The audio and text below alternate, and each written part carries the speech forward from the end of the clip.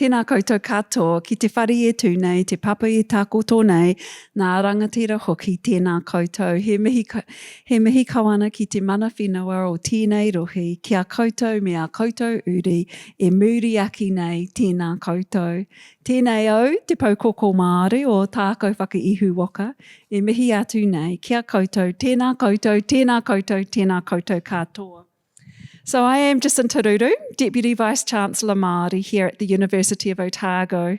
And on behalf of the senior leadership team, I welcome you all here this evening for this very special occasion to mark and celebrate the promotion of Professor Emily Keddell to our highest academic position. He mihi nunui kia koe. I acknowledge all of our colleagues and visitors here in person and those online who have gathered together to celebrate all you have achieved in your remarkable career to this point. And this is such a special occasion for you, Emily, and for us all. And I acknowledge your whānau here and on live stream. So this occasion this evening represents years and years of high-profile research, teaching and supervision. As an expert in social and community work, Professor Keddell has contributed enormously to new knowledge in this country and internationally. Your fundamental research work on the intersecting social inequities affecting the child protection system is one of the very most important pieces of work to be doing with intergenerational ramifications for our country. One of the roles of a university is to help positively transform society, and your disciplinary work and social work is truly remarkable and deservedly has led to many recognitions. So, Professor Keddell, I am inspired by your research, teaching and service. As one of your much admired colleagues, it is my greatest delight to stand with you here this evening to mark this substantial occasion in your stellar career. And I'm going to hand over now to Professor Shane Walker, Head of Program Humanities, to more fully introduce you. So a warm welcome to you all here this evening. Tēnā koutou, tēnā koutou, tēnā koutou katoa.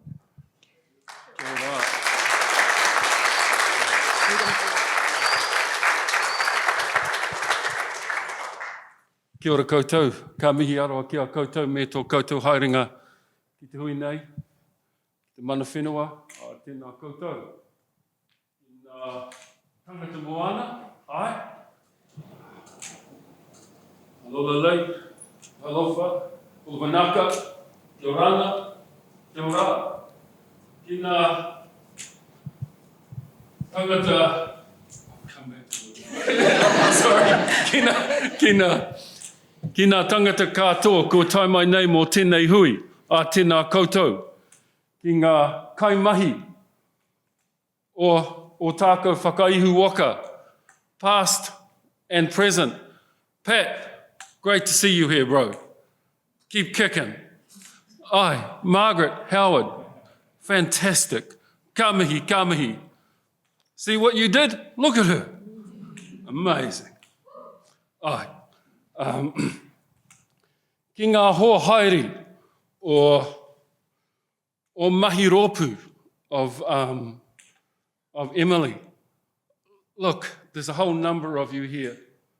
You know, when I think of what's in her bio in terms of reimagining social work, in terms of the social justice and child protection network, there's just a whole number of them where you have turned up today. And Liz, just saw you, mate.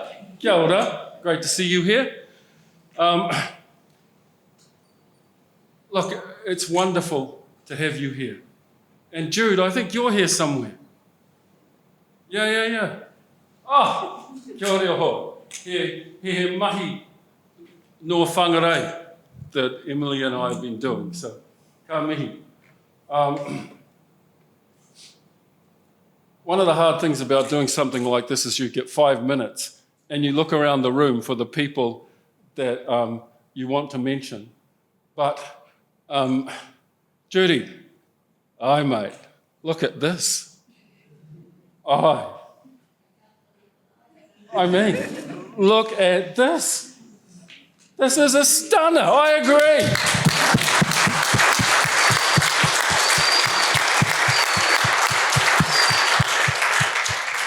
and your boys also. You know, I've heard so many stories about you.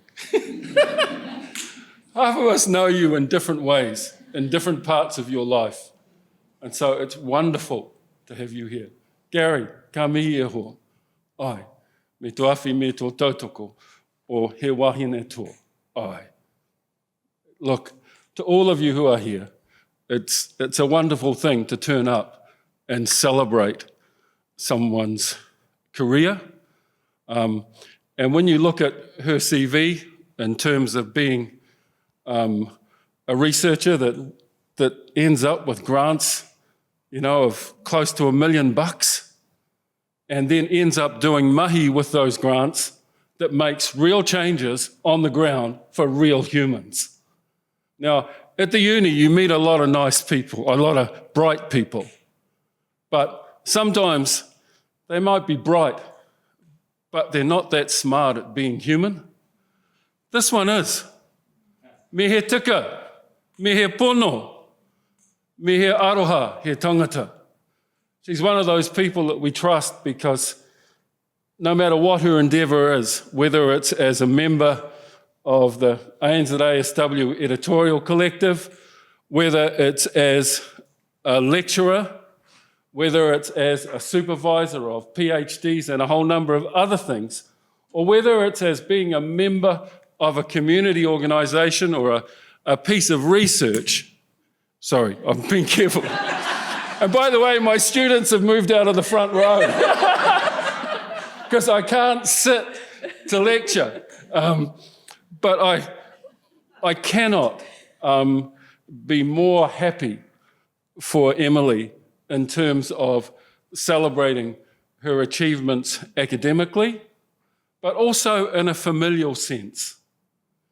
The fact that there are people online and people here that have loved her deeply for a long time. And she has loved you. And so I celebrate her as a human because I like good humans. I like their company. And she's one of them. Professor Emily Keddell.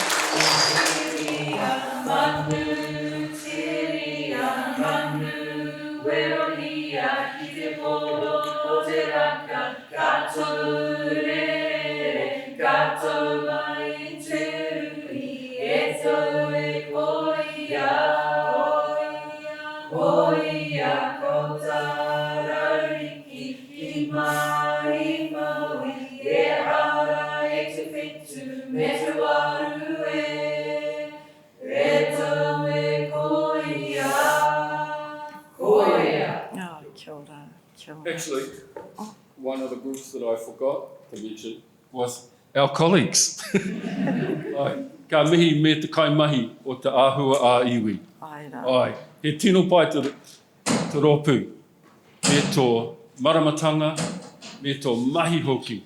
Kia ora. Go ahead. Very good. Oh, phew, I can get my picture off from the big screen. Finally, gosh.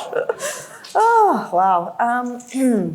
Tēnā koutou katoa, he mihi aroha ki a koutou.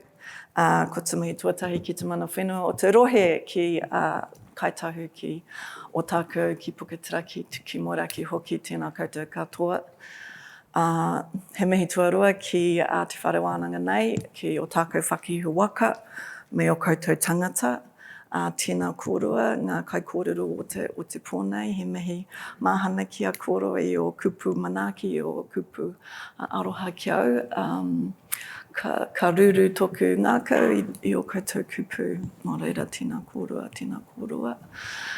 He mihi ka huri au ki a koutou katoa, ka pai ki a kite i o koutou kanohi.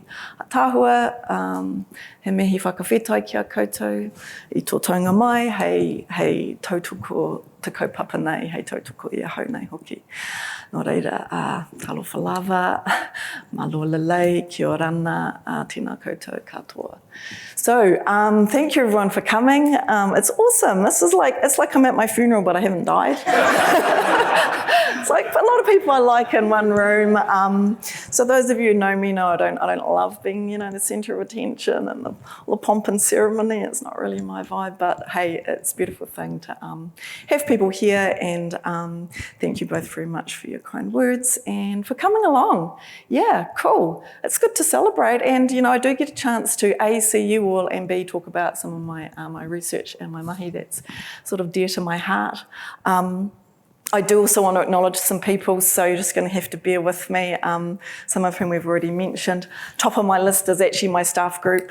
So I'm so lucky I have a fantastic group. They're my everyday, huamahi. I come to work, they share my passion for doing the best for our students and for our research. They're all such smart, kind, intelligent folk that I get to work with every day. We have such a cool team vibe, and I really appreciate you guys, because that's our everyday life. We don't always see eye to eye. We don't need to see eye to eye, but we have a way of resolving it and working with it. So that's it's not just me doing this, it's everyone else who I'm a part of, and they keep me going every day. I especially want to acknowledge Shane and also Anaru. Where are you? Oh, I missed you there. So we're part of the old crew of the program, and you two, we've worked together for more than 20 years, and most days we still like each other. And you two have both been just amazing supports to me over all these years, and you're both, tuakana to me, regardless of gender or title. Anaru, I wouldn't be standing here at all if he hadn't come to my office 8 times and said, "Have you applied yet?"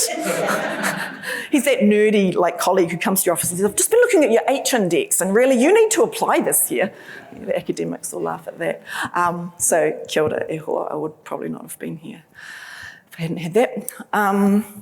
So that's just my first acknowledgement. I also want to mention my research groups and my research teams. I'm part of a lot of cool people who do awesome stuff, and so it's really not, again, this isn't really my thing. It's a group collective effort that brings me here. Of course, my good friend Ian Hislop sitting there. Me and Ian, whenever you see Keddell and Hislop, or Hislop and Keddell, that's me and him, me and that guy. We've done many things together over the last 15 years. Ian reminds me to think about the political, to think about the structural, to think about the critical. And, sometimes the best research partnerships are with people who have your... They do things the way you do them. They have the same tikanga as you. Even if they're not hard in your content area, sometimes those are the best research partnerships, because you can actually work with those people, and Ian has become a great friend, and thank you so much for coming all the way from Auckland. Yeah. My second research team, my inequalities people, Gabrielle and Jessie, awesome, and Dave. You guys, so I decided after a little bit of time in academia that I really needed to do a quantitative inequality study in New Zealand. The only problem being that I can't do maths. I'm not a quantitative researcher, but I got my cool mentor in England, Paul Bywaters, to help me. And then, of course, I needed some actual mathematicians and statisticians, and Gabrielle and Jessie have both been... Gabrielle was like, yes, I'll do that, and even got some money for that first study. And then Jessie, came on board with our Pacifica inequality. So thank you to you two. Again, people I just love to work with. My next research team... our reporting study, Pauline, awesome to see you. Great team. It was your real leadership that got us that Marsden grant, and it's been a pleasure. We've really found out some new and exciting things through that study, and it's great to see you, and I really appreciate that whole team as well. My removal prevention project peeps, Kerry and Luke Fitzmaurice-Brown. So we decided we'd do a little study together looking at how to prevent children being removed from their parents. You two really expanded my thinking and it was a hard study. It's hard to recruit in that space. They really lent depth to that project. And my whangarei project, Jude, it's awesome that you're here. Thank you so much for coming. We are doing an evaluation with Tai Timu Tai Pare, which is an organisation in whangarei in the far north. They've been also just so fantastic to work with and work together. So I also want to acknowledge Pat Shannon. Pat Pat, you started the program of social and community work at Otago. You employed me. You set the vision and the aspiration for our program and our work, and I wouldn't be here if it wasn't for you. So I really want to acknowledge that, and I hope you feel that we have continued your aspirations in the program with its particular emphasis, exceptional around the country, on issues of social justice, of community, of the macro, and that importance in our work. So, tēnā koe e koro. Sorry, I just want to acknowledge also my international mentors. So I've already mentioned Professor Paul Bywaters, Professor Karen Broadhurst at Lancaster, and Professor Gavin Davidson at Queen's University Belfast, all been so influential. So a big mihi to all of those teams, because this is really their product of all of that. And of course I want to acknowledge my family, you guys. I have a big, complex, complicated family, but I especially want to thank you all for coming, and especially acknowledge my mum who's here, unconditional support, 2 of my 3 sons who have made this all worthwhile. This has just been a side gig really, because they're my main job in this life. Anyway, okay, all the schmaltzy stuff is over now. All right, so take a breath. We're going to move to the kaupapa. Oh, what led me here? So, when I came back into academia, it was 2005, and I was halfway through a law degree that I was really bored with. I didn't want to do it. Sorry. She's a lawyer. I mean, I love many aspects of the law, but yeah, that popped out.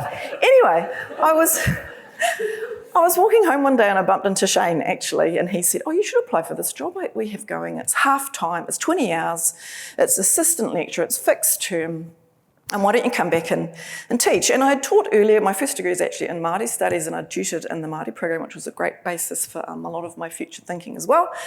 But Shane said, you should apply for this job, so I'd started the second year of a law degree, and I was not loving it. So seeing as it fits with my daycare hours, got me off the DPB, so why don't I take this job? And Pat actually gave me a great bit of advice when I started. You said, hey, start publishing, do your PhD if you want to stay in academia. And that was actually excellent advice. I followed it. And then when the confirmation track job, came up quite some years later, I'd done both those things, so I was in a position to apply. So what led me to this intense interest in the child protection system? Well, that's also an interesting kind of question. When I came back into academic work in 2005, I'd had all these different experiences in and around what it means to raise children, be a family, and that interface between families and the state. So I had had my own children, which gives one a wonderful insight into what parenting's actually like. I'd worked as a child protection social worker, both on a duty team, managing children in care, in a children's residence. I'd worked as a family support worker, so out in the community. I'd been going into families' homes, talking to them about parenting and what supports they needed. And I'd also done some short-term and respite foster care, so we'd had some kids, come to us as well. So I'd had all these quite diverse perspectives on what it means to be a parent, what it means to be a family, and I became quite fascinated with how that plays out when we interface between families and the state. What is the job of the state? What should a child protection system do? What does it even mean to protect children? And what are we protecting them from? So that started to pique my interest. Oh, I've still got heaps of time, good. You're a captive audience too.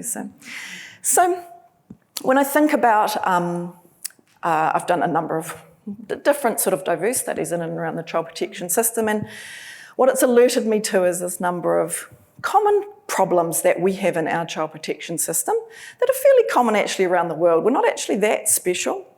So firstly, we have a notify, investigate structure of our system, and that means we've set up a central agency, in this case closely connected to the state. Currently it's called Oranga Tamariki. And then we have a whole web and network of community agencies and other agencies like health and education outside of the state who are supposed to notify to that central agency, who then begin a process of investigation. So that's the first kind of way we've chosen to structure our child protection system. And I draw attention to it because it's not the only way. Okay, this is one way and this is the way we do it, but it's not, it provokes certain problems itself. Secondly, the need for robust family support. So unfortunately, when you have a centralised system, a lot of the focus and intensity comes into that statutory system and not outside the statutory system, which is where we really need to have those robust supports so families can actually do well, rather than wait for something to go wrong and then end up notified to the state. So there's this tricky balancing act between those two aspects.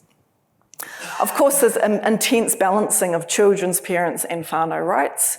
So it's not easy, it's not straightforward, but we're often balancing up those rights, which in some instances compete between what's best for a child, what's best for parents, what's best for the whānau, and what's best for the community or at the wider, systems of society level. Much child abuse and harm is never seen, so that's another key issue. We imagine that the system somehow, especially if it's built around surveillance, is going to keep children safe, but what are the systems that actually help contribute to family and whānau well-being to prevent that harm, especially for those children that will never come to the attention of a child protection system? Child protection systems tend to reflect and reproduce inequities. So this is another massive issue. We have huge structural injustices that are really reflected through our child protection system. Who does the child protection system deal with? And in every country you look at, it's people who are in racialised Indigenous minority groups and people living in areas of high poverty. There's also a massive overlap with issues around ability and disability particularly. And all of that's gendered. You're much more likely to have dealings with the child protection system if you're a woman than if you're a man. So there's all these intersecting inequities that the child protection system reflects. The processes and outcomes of colonisation, obviously that's a huge issue here in New Zealand. Māori are disproportionately represented, and the child protection itself was used as a system of colonisation, if you like, in terms of promoting a certain set of norms around what parenting should be like, reflecting generally Pākehā middle class ideas about what parenting should be, especially in our past. And sometimes now as well.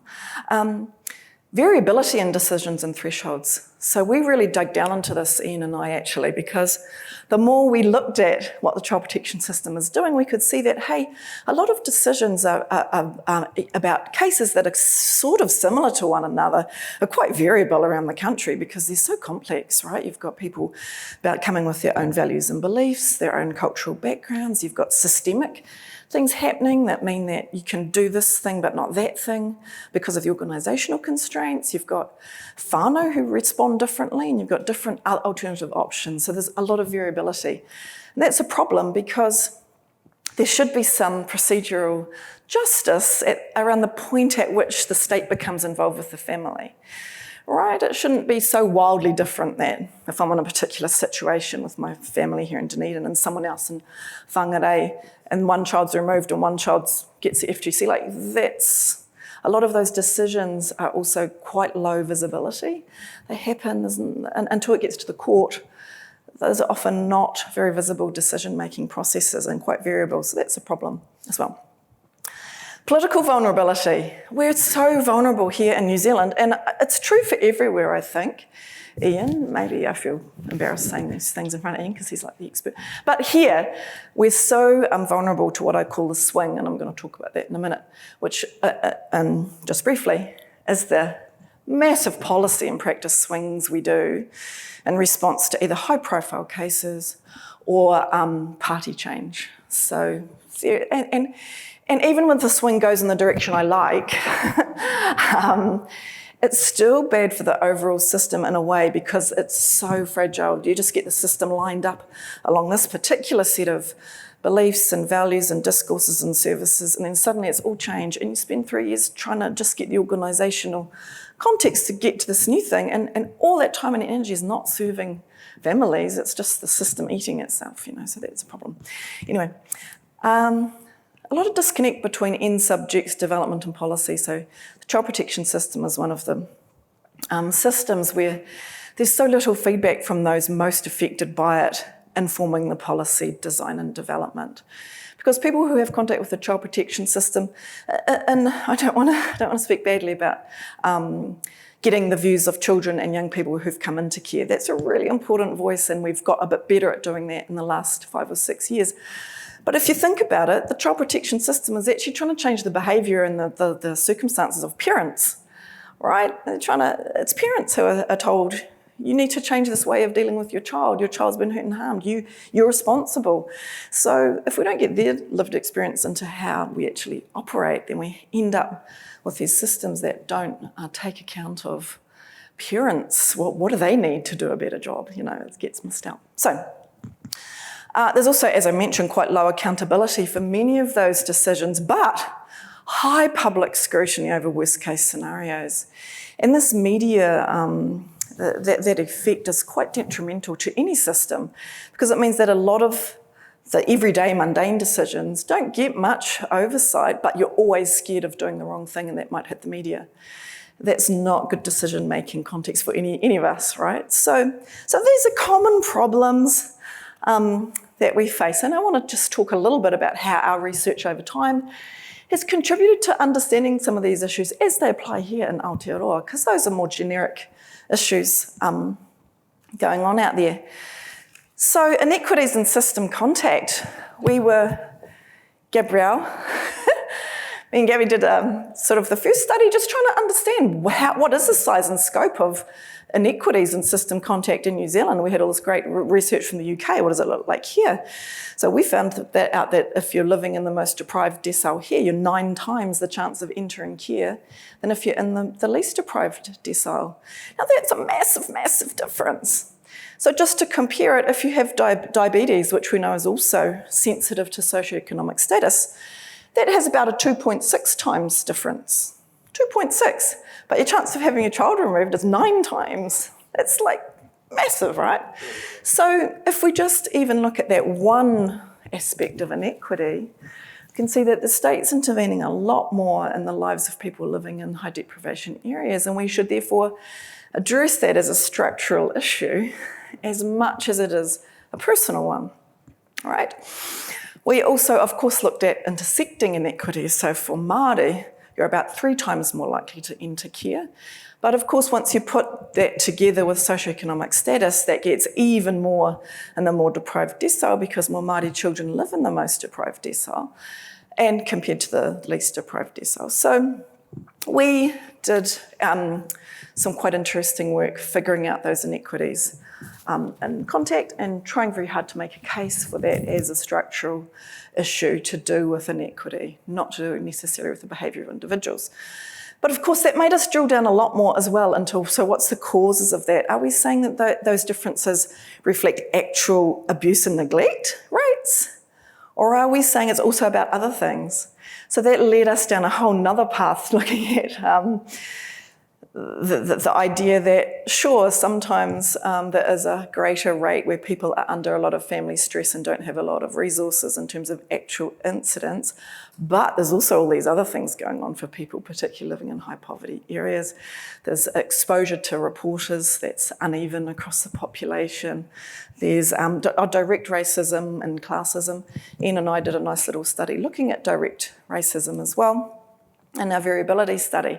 So we were able to show that, yes, if you're Māori and you're living in the same situation as a Pākehā family, people's perceptions of you as being risky are actually higher, and you're likely to have more decisions made about you as you enter the child protection system. So we were able to show some of that part of that disproportionate contact. Values shaping knowledge use. So also done quite a lot of deep diving into how our value base shapes how you pick up types of knowledge in practice. And that's been quite interesting. By that I mean, if you have a basic value attitude of respect and of looking for someone's strengths and capacities, you're much more likely to draw on the theoretical ideas that help you go down that path. Now, those of you who are social workers will know, hey, that's not rocket science. I could have told you that, but it's interesting to think about that, though, as a moral starting point, because then obviously our morals and our attitudes and values really do influence how we interpret what we see and how we think about the people we work with, what we think they're capable of. And that also has a big knock-on effect into decisions. Okay. Policy discourse. Yes, again, Ian really helped me with this work, looking at how ideas that come into the policy space, so by that I mean political ideas, really shape who gets what in terms of resources and decisions. So when we had our 2015 reforms, we looked a lot at this idea of the vulnerable child came very prominent as a particular thing that the state should focus on and should rescue but also emotional politics around the vulnerable child. But what a lot of the policies that fell out of that did was just view children as individuals, not really as part of wider whānau. Didn't really look at, oh, well, okay, sure, this child might need protection. Of course, some children are hurt and harmed and we should do something about it, but they're often within a wider social context that includes their parents, their aunties and uncles, their grandparents, the whole social system that might need support and help and care before we get to that point. So we did some cool work around looking at how those policy discourses affect what actually happens. And we're seeing that again today, right? We're getting a lot of demonisation of people like in the benefit system, a lot of withdrawal of community funding. We just had mandatory reporting announced a few days ago, which just increases all the sort of surveillance aspect of the state and draws a whole lot of administrative mahi to have to deal with those reports, but pulls money again out of this supportive aspect outside of the state that really is going to actually help keep children safer. So, yeah, sorry, getting a little bit ranty. Oh no, you're on a roll. Keep going. I've been in bed all day with the flu, and it's probably just the Nurofen just starting to kick in there a bit. So yeah, then we did some other work around variability, because as I mentioned earlier, like if decision-making around children's care is too variable, it becomes a matter of injustice, and we did some interesting work looking at how people perceive risk. So we found some interesting things like role type that shapes how people view what is and isn't risky in a family situation. So interestingly, we found that people outside the child protection system, so community workers, had a higher perception of risk of the same case as people in the child protection system. This is important when we think about, we often talk about collaboration and coordination and things like that, which, don't get me wrong, is important, but there's actually some quite fundamental differences that we need to have a greater consensus about. What is risk? Like, who gets to say if a thing counts as being an indicator of risk or safety? And how do we develop a consensus between professionals about what that is? So it's not just random, or not random, patterned differences in our perceptions of risk and how they come to be known in the system. We also looked a bit about how people use different knowledge bases and how that intersects with perceptions of risk. This is getting quite detailed, I know. It's hot in here. You're probably like, oh, Emily, get on with it. Anyway, you're stuck here now though, right? So we found that people who perceive risk as high, these are people looking at the same case, okay, same case. People who perceive that case as high risk tend to draw on the concept, for example, of trauma and emotional harm to justify their high-risk view because they're more attuned to emotional harm over time and into the future. So they have what we call a futurist trauma view of that informs their risk perception. People over here who have a lower perception of risk tend to focus more on the family's immediate needs, their material, concrete resources they need in the here and now. So that is interesting, and I'm not saying one is better than the other, although I did kind of in the thing I wrote about it, because this is quite an individualistic view, right? I mean, we want to be sensitive to trauma and to the potential for trauma and deal with that, but it also kind of individualises the response we have anyway. But this, if we view risk as lower and we pay attention to those material and social needs of the whānau, that is, it's interesting that intersects with a lower perception of risk in general. And I think that's because people on this side view those things as addressing risk, right? They have a better understanding of what might address those risks and reduce them in the here and now. So these are the sorts of things that I found interesting over time. What else have we contributed to?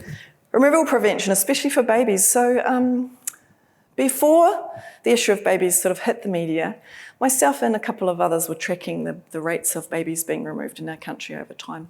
So this is back in 2016, 17, 18, and we got some numbers together and we published them it's actually in a media outlet, I was working with Michelle Duff, great journalist, and absolutely nothing happened. But then in June the following year, when some of you who were old enough to remember, the Hawke's Bay case really hit the media, and Melanie Reid's work really blew open that whole issue, and we're already doing a bit of work in that area. And I became quite interested in we know what contributes to babies being removed, what helps prevent it. Like what's going on in those instances where it can be avoided. Can't always be avoided, but if we frame it that way, then you get a different outcome. So we found some really interesting things. We found, again, it wasn't rocket science, but we found that people who had avoided removal either had a strong advocate, usually a community worker, but one woman we interviewed, her advocate was the CE of a large national NGO who went to the minister over her case. It was like high-level advocacy. Tailored and flexible services outside of the child protection system. So, and intensive services. People who could visit you every single day and say, how's it going? And people who are able to create a really relational, again, if you're a social worker, you're like, yeah, of course. But people said, she was like an auntie to me. She was more like a friend of the family. So when you're able to work in that way with people, those are the things that are more effective at keeping babies out of the system. Because most of the mama we interviewed and their workers were almost all Māori. So, of course, people emphasise that by Māori for Māori services are more likely to maintain these fragile relationships with people out in the community. So this was all a way we were able to contribute to that broader debate going on.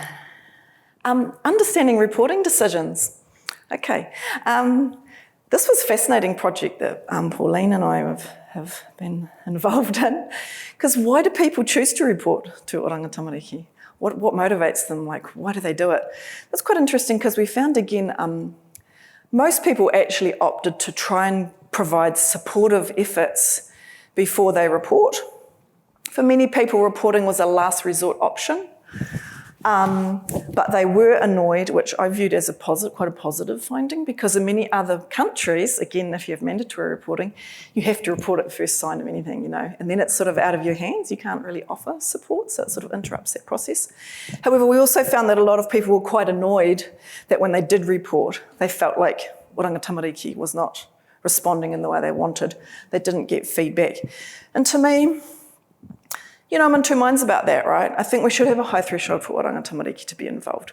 But what it really showed was this gap, right? There was a gap between people's expectations and where the state was prepared to get involved that we had not really appropriately or effectively filled with high-intensity services that needed to be much more widely available, like at a universal level, so that when people got to that point, they're like, well, I tried to support this family and now I'm sort of forced to report because I feel like I don't have any other option. You've got to have an option. Give people an option and they will take it.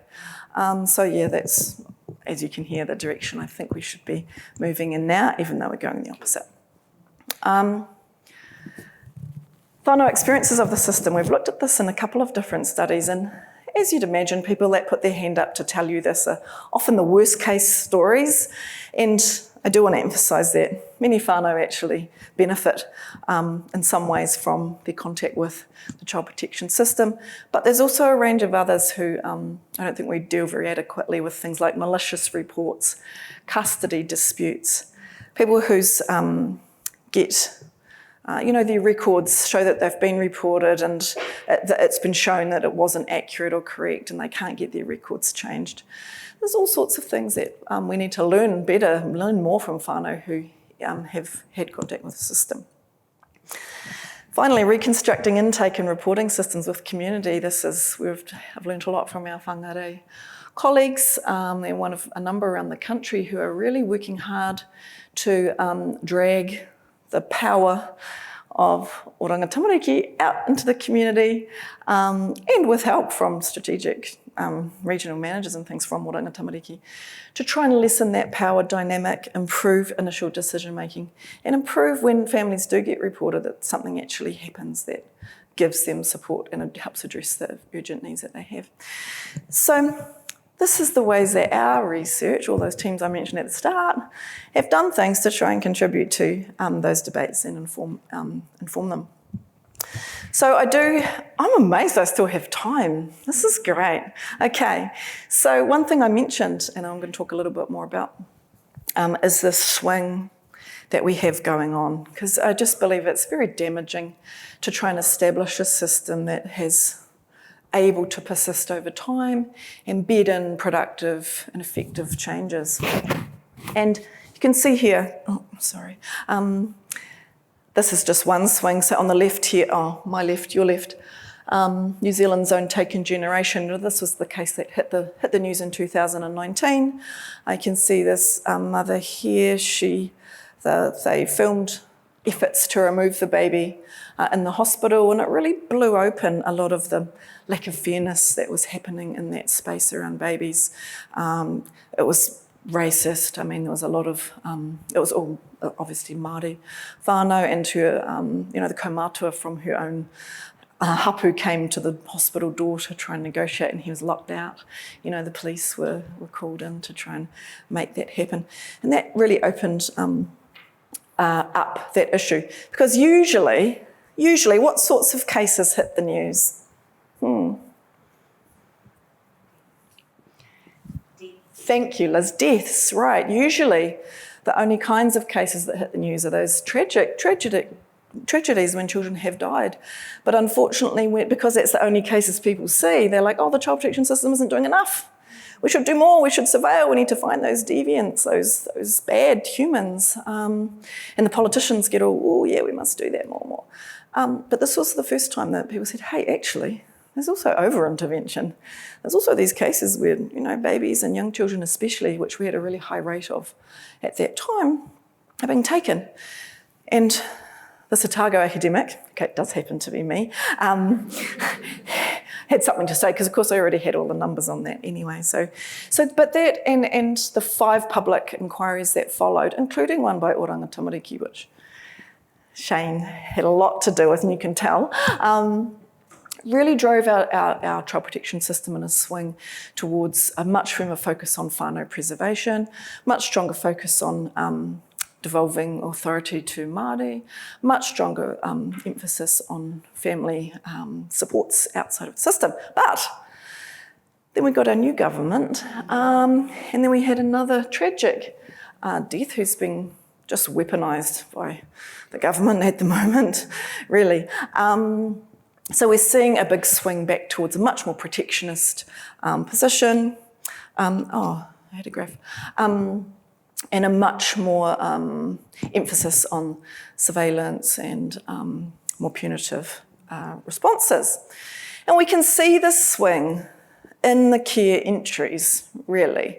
So we had a massive reduction of children entering care it's actually started between 2018 and 2019, coming down here to 2021, 22, and then we see it just starting to rise again as we have this kind of withdrawal of money and resourcing both in community organisations that help work on support, and also funded cuts within Oranga Tamariki itself.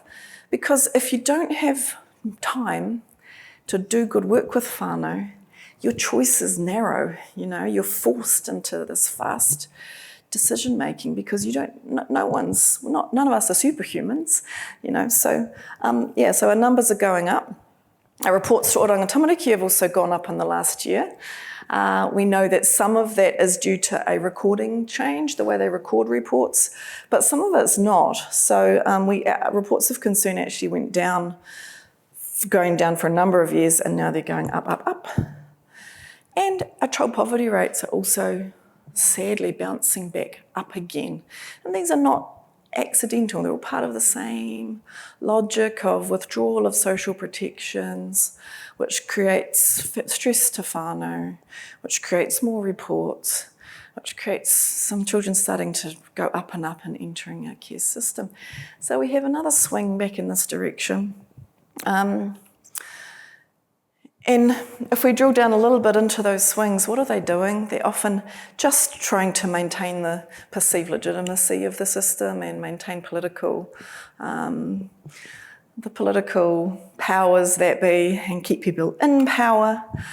And this draws focus really to the wrong things. We get all caught up in the child protection system, on political and reputational risk performativity, not really genuine systems change. So those real questions often remain unanswered or only partially answered, and then we'll have to swing back the other way. So what do I think are the important questions that we should be asking? Who should make decisions about children? Who should? And who's accountable for them? You know, we talk a lot about whānau partnership in decision making, and yet that doesn't always happen. And should it actually be the state? We have a lot more conversation to be had about the role, particularly under te tiriti, of Māori organisations in maintaining and taking back authority and being the ones that are actually making the decisions. You know, we have an Australian ACOs, Australian Aboriginal controlled organisations, now have the power to make orders themselves, to take custody of children themselves if they so need, and provide all the steps that might lead up to that to try and prevent some of the immense overrepresentation of Aboriginal and Torres Strait Islanders in the Australian system. How can decisions be fair and proportionate? So what does it mean to be fair in the child protection system? Because if something's fair, it should apply equally to everybody. And how can it be proportionate? So often we have these disproportionate decisions in both directions. Sometimes children are maybe left in situations where there should have been more intervention, and other times it goes the other way, and we shouldn't have it. It shouldn't be left to this arbitrary kind of response. What key principles, information and knowledge bases should guide decisions, and how should they be weighted? I mean, this is not an easy question, right, to answer in this space. We have legal principles, we have competing theories, right? We have Māori theories, we have Western theories, we have all sorts of theories, but we've got to get a greater grip on consensus about what is most important and how they're weighted in specific situations in order to really generate that fairness for whānau. What's the threshold for state versus supportive voluntary services, and if it moves, how can the consequences be best planned for? So we raised our threshold, but we didn't kind of fill that gap enough. And now we're even making that gap bigger by reducing community services away. And what will happen is that the more punitive aspects of the state will become more and more prevalent, because there's just not that capacity to respond to family needs. What keeps children safer? Effectively addressing the causes of harm. So remember what I said at the start, that a lot of abuse is never seen. So what actually does keep children safer? How can we create a better safety net of, for example, services that whānau want to use? Things that, I'm struggling with this new baby and I've got 2 other toddlers and my partner left me. Where am I going to go for help? I have a community centre. I have this, my cousin who works at the local marae, at the local school hub, at the local community family centre. I know them and I'm going to go and see them because I'm really struggling. We do have services like that, but they're quite sporadic. They're not universally available and often quite difficult to access. These are the things we need to, if we think about reducing harm for children before it occurs. What's the aim of the child protection system? Are we trying to support families to do their best, or are we just trying to punish people once they do something bad and wrong? These are big questions. And is the state the best entity to operate it? So again, this brings us back to our te tiriti conversation. Who should be operating it? Should it be the state, or should we be giving iwi hapu back what the Treaty of Waitangi actually says there, which is rangatiratanga, and the Waitangi Tribunal findings, of course, 4 years ago, reiterated that really that's the pathway. But you know what? I don't think it is only for Māori. I think there's some community organisations who would also who are not Māori, who would also actually do some pretty good jobs of being leading the community-based response for whānau. And how can we best address those structural inequities, particularly around deprivation? We should be pouring money and prevention services into our most deprived areas in order to address those causes of causes, and Jude will be able to tell us all about in Te Nota in the north, lack of access to things like mental health services, basic health services, housing, enough income are just the things that are behind the things that lead you into contact with the child protection system. So those things really need much greater addressing. I think I'm out of time, so I'm going to leave it at that. But thank you so much for listening to me rant on about the things that I'm passionate about. Of course, my work is many of the work of you all as well. And please do come to the staff club and help me celebrate afterwards. That would be amazing. So, tēnā koutou.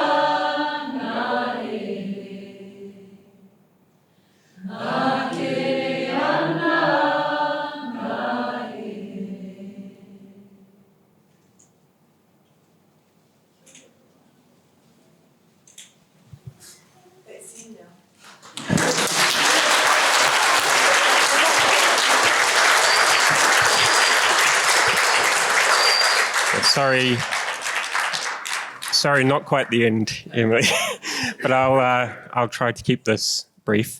So, tēnā koutou katoa, ko Tim Thomas toku ingoa, ko hau te tumuaki te puna pāpari. So I'm the head of social sciences, the School of Social Sciences, in which Emily's program sits.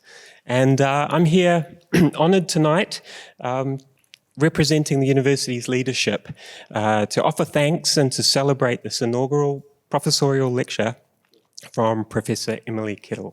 An IPL is one of the great traditions of university life and a significant milestone in an academic career. We look forward to these talks as a chance to celebrate the highest achievements of our colleagues and the long trajectories that brought them here. We get to see deep engagement in a discipline. But for those of us across the wider universe of scholarship and for those outside academia, IPLs are also a chance to understand how the detailed work of individual scholars connects to the big questions and motivations that we hold in common. So Emily's talk tonight exemplifies the university's goal to function as the critic and conscience of society. And to be a little bit self-serving, it's also a perfect example of the strengths of social science and why it's so important and why we need to keep funding it, frankly. The care and protection of children is as close as it gets to a universal concern. But Emily's analysis shows us how thorny a problem that is, given the structures and mechanics of the state, its political and economic systems. We've seen the great deal of analytical depth and rigour in Emily's diagnosis of the problems. But I'm particularly struck by the thoughtful, hopeful vision she presents for alternatives. Her work here is grounded in the foundational principles of self-determination, human rights and social justice that social work particularly holds dear, as well as a commitment to practical solutions. I think we heard a really convincing argument for the return of mana to communities in a future-focused program of work that seeks to repair, rebuild, and draw on the strengths of healthy community relationships. We've seen tonight that Emily is a world leader in her research and in her service to society, and I know there will be an international audience watching this event online with us. As well as that, though, Emily is also a greatly valued leader in our university, particularly as co-head of social and community work. As head of school, I've reflected on the clarity and humanity that Emily has also brought to those roles. Her clear communication style, her directness and compassion. she's gulping, but it's true. Yeah. We've seen these attributes tonight, and I'm lucky enough to have read the comments from her students and her colleagues that testify to how valued she is in the university community. So on behalf of the leadership of the university, Emily, I congratulate you on the attainment of the highest academic office, full professor at the University of Otago, and I congratulate the wider community of scholars that you've grown amongst, as well as particularly your family who've joined you to support you here tonight. And to show this appreciation, we have a gift. So, tēnei te mihi atu.